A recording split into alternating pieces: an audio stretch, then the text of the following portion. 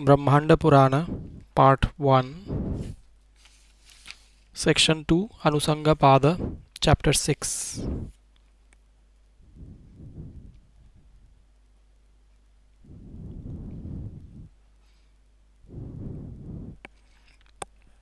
The Kalpas and Manvantaras, their duration. Sutta said, on hearing the first Pada section, the main theme of which is the Prakriti, thus recounted, Kapeya, Kashyapya in Vayu Purana, who was delighted, had some doubts. After propitiating the sutta by means of words and desirous of hearing another story for that purpose, he said, hereafter, O sage conversant with the kalpa, recount pratisandhi to me. I wish to know this, viz., the interim period between the two kalpas, that is, the kalpa that has passed and the kalpa that is current. I wish to know the pratisandhi, the period of transit between these two. Indeed, you are sufficiently well versed. On being thus requested by Kapeya Sutta, the most excellent among eloquent men began to narrate the origin of three worlds entirely. Sutta said,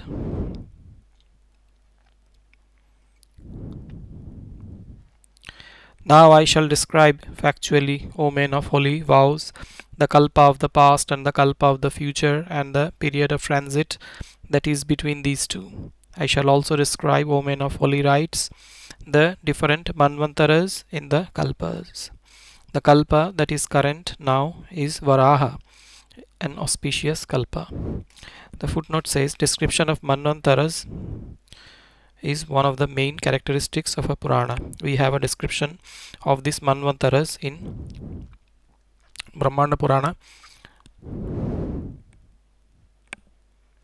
We have a description of these Manvantaras in Bhagavad Purana 8.1.1 to 29. KP 1.51, Narad Purana 1.40. 70 to 37, Vayu Purana 3.1.129 and others. But this chapter, like Vayu Purana 7, describes the kalpas and the interim period joining the kalpas. A number of verses are common to the Vayu Purana 7 and this chapter. Understand the intervening transitional stage between this kalpa and the old ancient kalpa that preceded this and passed away.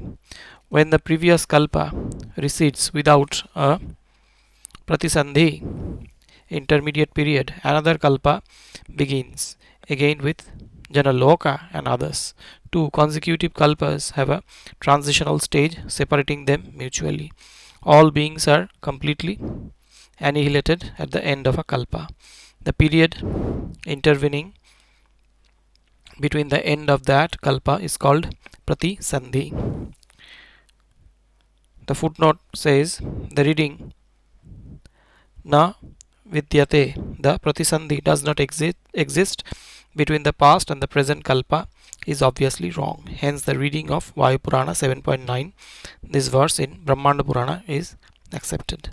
This is the definition of pratisandhi. In Manvantaras, the yuga period connecting two Manvantaras is unbroken, but at the end of the kalpa, the universe gets destroyed as described in 55.16 FF below. In a Manvantara, the junctions of those periods of time called yugas are unbroken. The Manvantaras function with interconnection of the yugas. The previous kalpas have been recounted briefly in the Prakriya Pada. Each kalpa has a Purva Ardha, former half, and Para Ardha, latter half. Therefore, when a kalpa passes by, its latter half is followed by the former half of the next kalpa. The other kalpas also will follow suit with their latter halves increased. O Brahmanas, the kalpa that is present now is the first among them. It has a Purva Ardha and a Para Ardha. The second one is called Para. That is the period of sustenance. It is remembered that the period of dissolution is thereafter. Prior to this Kalpa was the ancient Kalpa that had passed by at the end of 1,000 sets of 4 yugas along with the Manvantaras. When the Kalpa comes to a close and the time of universal burning arrives, the Devas moving about in the aerial chariots, the stars, planets, and the constellations, the moon, the sun, etc.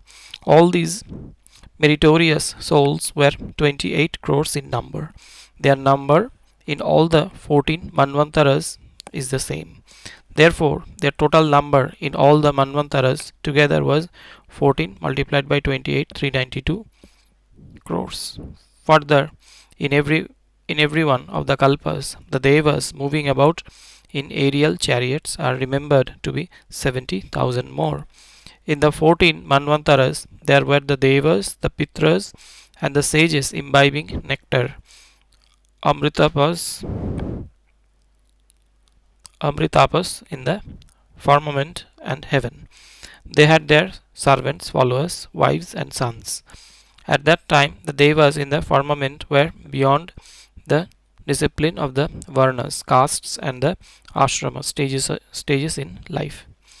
Thereafter, when the annihilation of all living beings along with objects approached, all of them became persons of equal position and condition with those that had attained Sayujya, the salvation of merging with the divinity. Thereafter, due to the inevitability of the recurrence of the intellect of the soul, the Devas, the residents of the three worlds, become persons identifying with and taking pride in the different positions here. The footnote says Vayu Purana 8.23, Brahmanda Purana present verse reads Buddha, having understood the inevitability. When the time of sustenance was complete, when the Paschimottara, the latter and later period, was imminent, when the annihilation arrived, the enthusiastic Devas in the last days of the Kalpa partially abandoned their abodes. Thereafter they became excited and directed their minds towards the Maharloka. The footnote says 55.24 to 31 describe the progress of gods up to Satyaloka, the region of God Brahma. They practice yoga and make use of the great thing in the body. All of them abound in purity. They have achieved the mental siddhi achievement. The footnote says the first line in the corresponding Vayu Purana verse 8.26 reads Te yukta upapadyante mahasi sthaihi shariri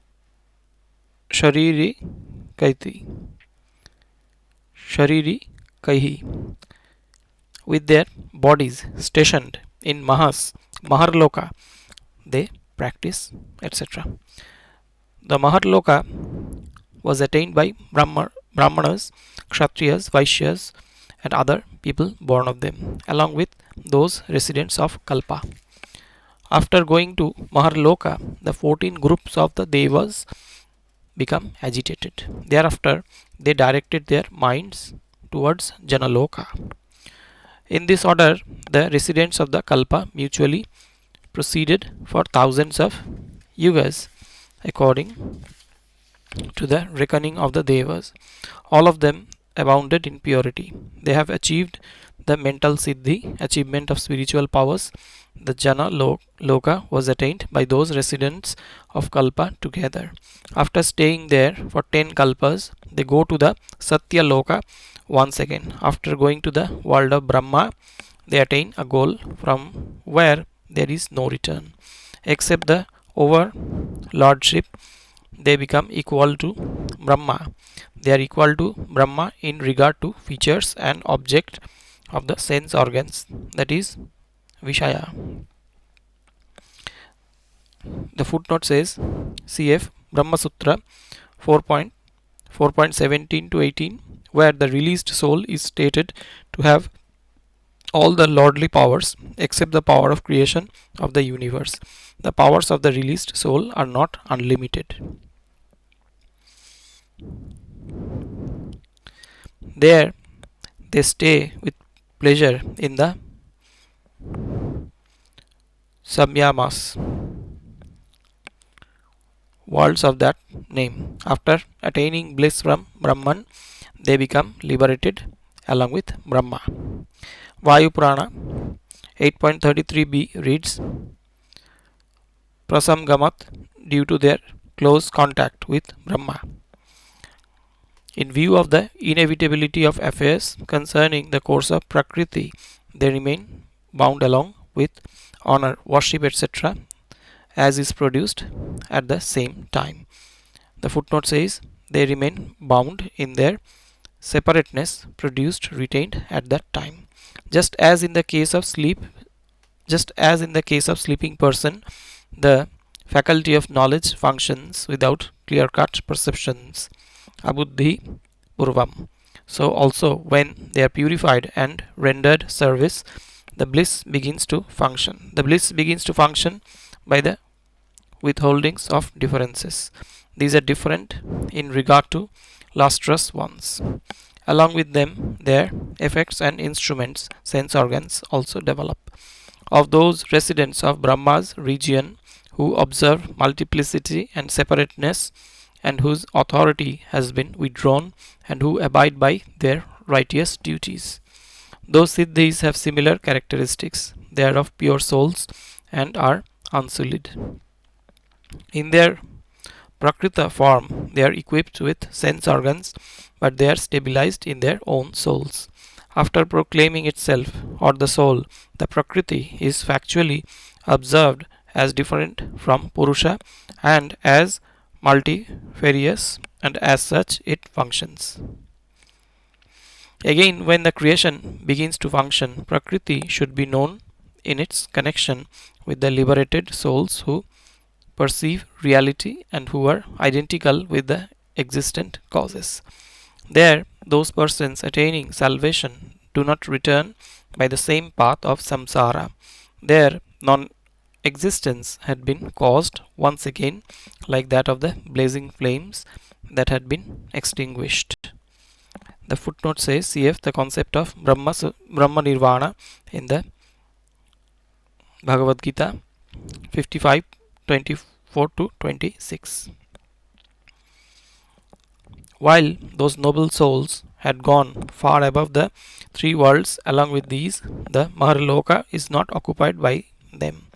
When the burning of Kalpa is imminent, the Gandharvas and others, the Pishachas, vampires, the Brahmanas and other human beings become their disciples.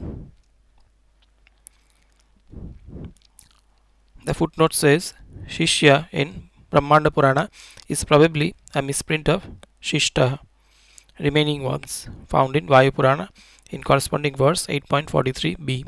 As this is description of the Kalpanta, Shishta is a better reading.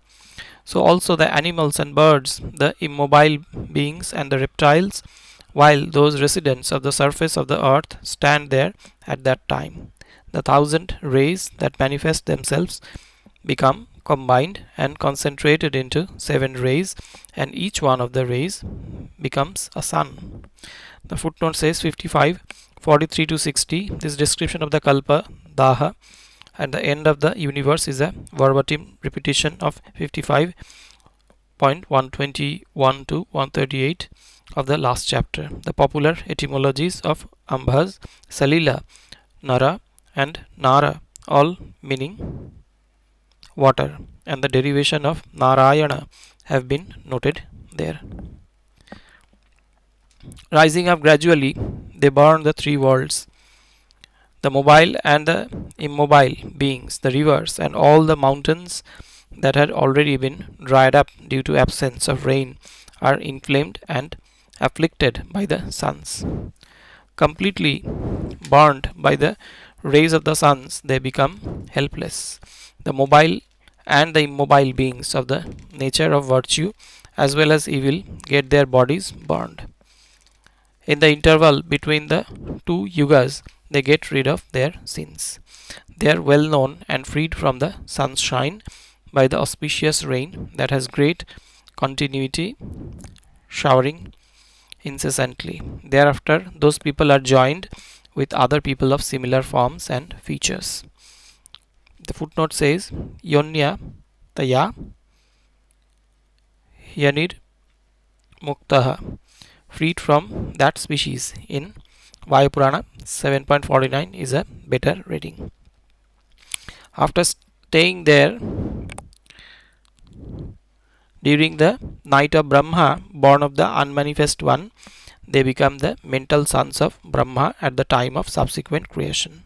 Then, when the residents of the three worlds had become proper or equipped with people, when the worlds had been completely burned down by the seven suns, when the earth had been flooded with rain, when the seas had become desolate, all the waters of the oceans, clouds, and the earth move ahead scattered like arrows. They have the name Salila. They followed one after the other. That flood of water gathered together in abundance. When that vast sheet of water covered the earth, it became known by the name Aranava, sea. This water is called Ambas because it shone and spread. The water reached everywhere. The root Bha has the sense of Vyapti, spreading, and Dipti, shining. The footnote says, Apravritteshu, Vayu Purana 7.52a, when all the people residents of the three worlds are extinct. This reading is more suitable in the context that Upapanneshu of the Brahmanda Purana here. Since it spread over the entire earth all round within itself, water is remembered as Tanus. The root Tan is used in the sense of extension.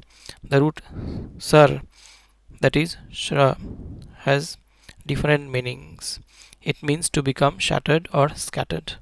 In the vast sheet of water, the waters are not quick in motion, Sigraha, therefore they are called Naras. At the end of the 1,000 yugas, when the day of Brahma had come to a close, when the night of so much the same duration had been present within the watery expanse, when the surface of the earth had become lost within the water, within that water, when all fires were extinguished, when the wind had become totally calm and motionless, when there had been darkness all round without any light, this universe had been presided over by this person. He is Brahma, the Lord. He wished again to divide this world.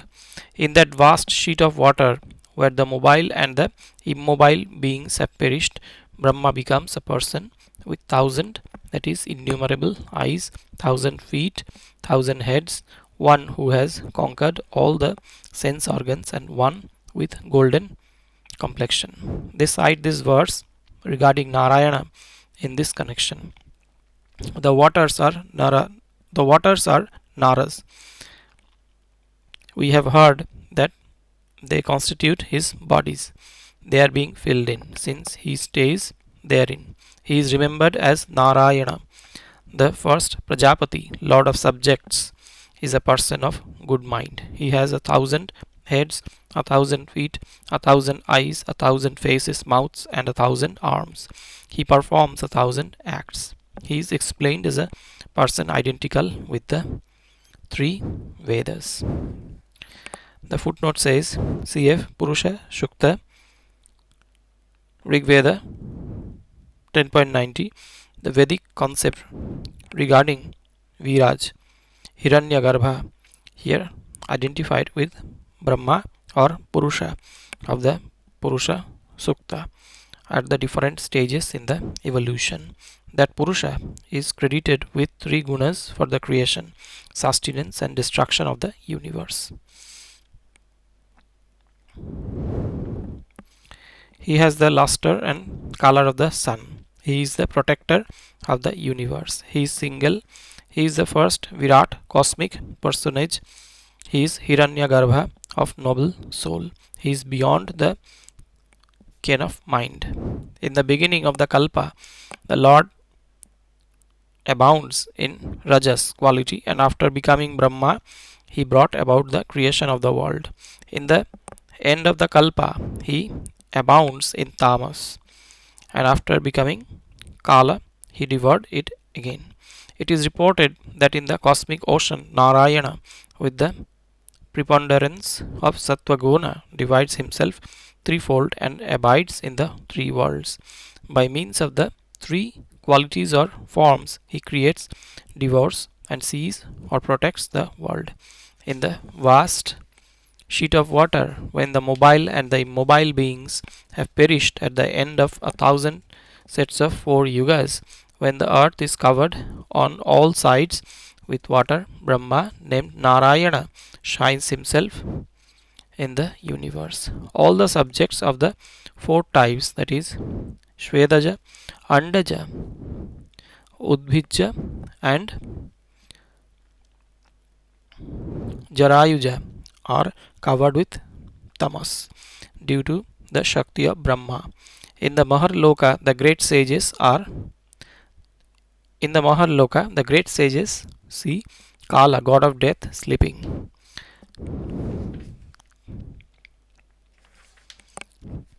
At that time, the great sages referred to above are Bhrigu and others.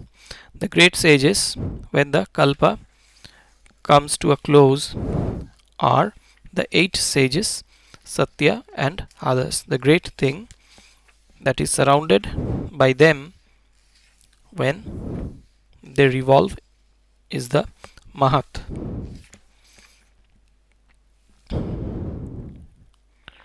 The footnote says the concept of Saptarshis, 7 sages, Ursha major, is astronomical in the Vedic period. Varaha Mihira in Brihat Samhita also treats them from astronomical point. In the Mahabharata and the Puranas, their status as mind-born sons of Brahma becomes prominent. But their survival after deluges, as stated here, hints at their original astronomical aspect.